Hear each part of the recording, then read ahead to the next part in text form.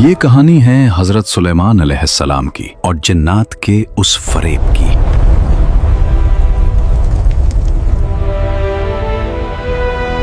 وہ فریب جس نے طاقتور جنات کو سالوں تک ایک لاش کا غلام بنا کر رکھا۔ حکم ہوا خدا کا گھر تعمیر کرنے کا۔ وہ سرکش جنات جو کسی کے قابو میں نہ آتے تھے اب غلام تھے۔ ایک خوف تھا۔ یہ داستان ہے اسے ایک لمحے کی جب موت نے بادشاہت کی حفاظت کی اور ایک چھوٹی سی دیمک نے بڑے بڑے جنات کا چھپا ہوا راز کھول دیا۔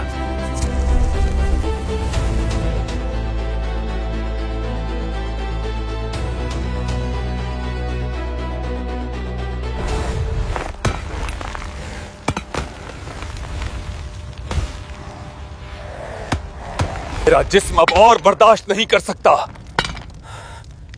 100 سال یا شاید 200، ہم کتنی دیر سے یہ پتھر اٹھا رہے ہیں؟ میرا جسم اب اور برداشت نہیں کر سکتا۔ شش، آہستہ بول، اگر انہوں نے سنا تو تمہیں پگھلے ہوئے تانبے میں قید کر دیں گے۔ وہاں ہیں، جاگ رہے ہیں، ان کی آنکھیں کبھی بند نہیں ہوتی، جیسے کہہ رہا ہو کہ میں یہی ہوں۔ کیا وہ کبھی تھکتے نہیں؟ کیا انہیں نیند نہیں آتی؟ مگر وہ انسان ہو کر چٹان کی طرح کھڑے ہیں۔ اور پھر وہ لمحہ آ گیا جو ہر زندہ چیز کا مقدر ہے۔ حضرت سلیمان علیہ السلام پر موت طاری ہو گئی، مگر اللہ کی حکمت دیکھو، جسم گرا نہیں، وہ ویسے ہی کھڑے رہے، عصا کا سہارا لیے ہوئے۔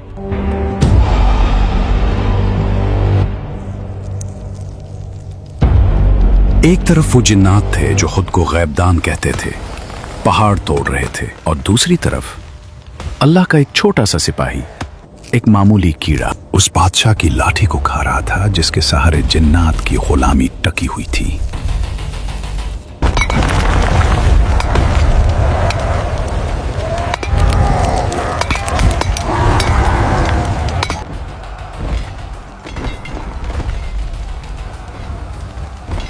مجھے شک ہو رہا ہے، 1 سال گزر گیا، انہوں نے پانی نہیں پیا، کھانا نہیں کھایا۔ کیا تم پاگل ہو گئے ہو؟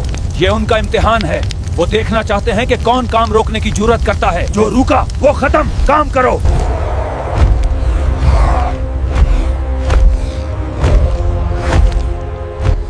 خوف انسان اور جنات کو اندھا کر دیتا ہے۔ وہ سامنے کھڑی موت کو نہ دیکھ سکے کیونکہ ان کے دلوں میں سلیمان کا خوف اللہ کے خوف سے زیادہ بیٹھ گیا تھا۔ مسجد کی دیواریں اونچی ہوتی گئیں، سلیمان علیہ السلام کا سایہ ویسا ہی کھڑا ہے، دھیمک لکڑی کو اندر سے کھوکھلا کر رہا ہے۔ جنات پاگلوں کی طرح کام کر رہے ہیں۔ مہینے گزر گئے یا شاید سال۔ جنات غیب نہیں جانتے تھے، وہ بس اس کھڑی ہوئی لاٹھی سے ڈرتے رہے۔ مشقت جاری رہی اور لکڑی کمزور ہوتی گئی۔ لاٹھی اب اندر سے بالکل کھوکھلی ہو چکی ہے۔ پھر اچانک سے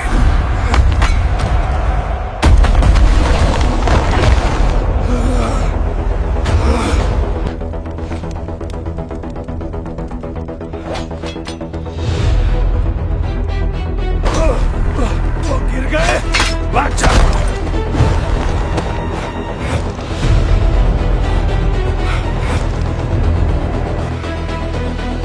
موت، انہیں تو کب کی موت آ چکی تھی، مجھے پہلے سے ہی شک تھا۔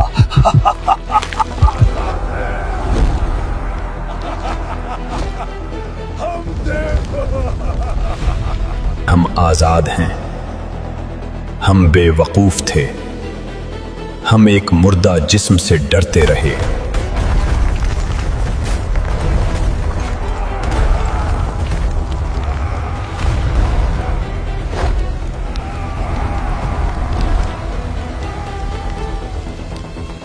جنات بھاگ گئے مگر اپنے پیچھے ایک سچ چھوڑ گئے۔ انسان سمجھتا تھا کہ جنات غیب کا علم رکھتے ہیں، اگر وہ واقعی غیب جانتے ہوتے تو برسوں تک اس ذلت اور عذاب میں مبتلا نہ رہتے۔ حضرت سلیمان علیہ السلام کو اللہ نے ایسی بادشاہت دی تھی جس میں صرف انسان نہیں بلکہ جنات اور پرندے بھی شامل تھے۔ جب یہ لشکر چلتا تھا تو زمین لرز اٹھتی تھی اور آسمان پر پرندوں کا سایہ چھا جاتا تھا۔ ایک دن حضرت سلیمان علیہ السلام اپنے اس عظیم الشان لشکر کے ساتھ एक सफर पर जा रहे थे। लश्कर बड़ी शान और शौकत से आगे बढ़ रहा था। घोड़ों की टापों, जिन्नात के भारी कदमों और फौजियों के चलने की गूंज दूर दूर तक सुनाई दे रही थी। चलते चलते ये लश्कर एक ऐसी वादी के करीब पहुंचा जो चींटियों का मस्कन थी। उसे वादी उन नमल कहा जाता है।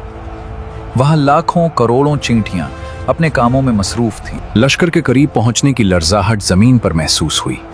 चींटियों में खलबली मच गई। उनमें से एक समझदार चींटी, जो शायद उनकी निगरान या मलका थी, उस छोटी सी चूंटी ने अपनी कौम को पुकार कर कहा, ए चूंटियों, अपने बिलों में घुस जाओ। कहीं ऐसा ना हो कि सुलेमान और उनका लश्कर तुम्हें कुचल डाले और उन्हें खबर भी ना हो। इस चूंटी ने कितनी इंसाफ की बात की कि उसने ये नहीं कहा कि सुलेमान जालिम है, बल्कि ये कहा कि वो इतने बड़े हैं कि शायद उन्हें हमारे वजूद का पता भी ना चले और हम अनजाने में कचले जाएं। यहाँ अल्लाह का वो अजीम मूजज़ा जाहिर हुआ जो हजरत सुलेमान अलैहिस्सलाम को अता किया गया था। हजारों फौजियों के शोर, घोड़ों की हिननहाट और सफर की गिर्दो गुबार के बावजूद अल्लाह ने उस नन्ही सी चींटी की बारीक आवाज हजरत सुलेमान अलैहिस्सलाम के कानों तक पहुंचा दी और उन्हें उसकी ज़बान समझा दी। जब हजरत सुलेमान अलैहिस्सलाम ने इस चींटी की बात सुनी तो उनके चेहरे पर मुस्कुराहट आ गई। वो उस छोटी सी मखलूक की समझदारी और अपनी कौम के लिए फिक्र देखकर महजूज हुए। इतनी बड़ी सल्तनत के मालिक होने के बावजूद हजरत सुलेमान अलैहिस्सलाम में जरा बराबर भी गुरूर नहीं था।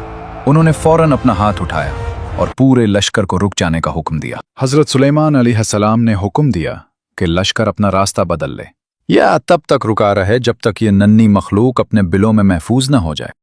उन्होंने इस बात को गवारा नहीं किया कि उनकी ताकत से किसी बेजरर मखलूक को अनजाने में भी नुकसान पहुंचे। इस मौके पर हजरत सुलेमान अलैहिस्सलाम ने आसमान की तरफ देखा और अल्लाह के हुजूर एक बहुत प्यारी दुआ की जो कुरान में महफूज है। ऐ मेरे रब, मुझे तौफीक दे कि मैं तेरी इस नेमत का शुक्र अदा करूं जो तूने मुझ पर और मेरे वालिदैन पर की है, और ये कि मैं ऐसे नेक आमाल करूं जिनसे तू राजी हो जाए, और मुझे अपनी रहमत से अपने नेक बंदों में शामिल फरमा। अगर आपको ये वीडियो पसंद आई हो तो लाइक जरूर करें और कमेंट करके बताएं कि वीडियो कैसी लगी। अगला वीडियो किस मौजू पर हो वो भी कमेंट में लिखें।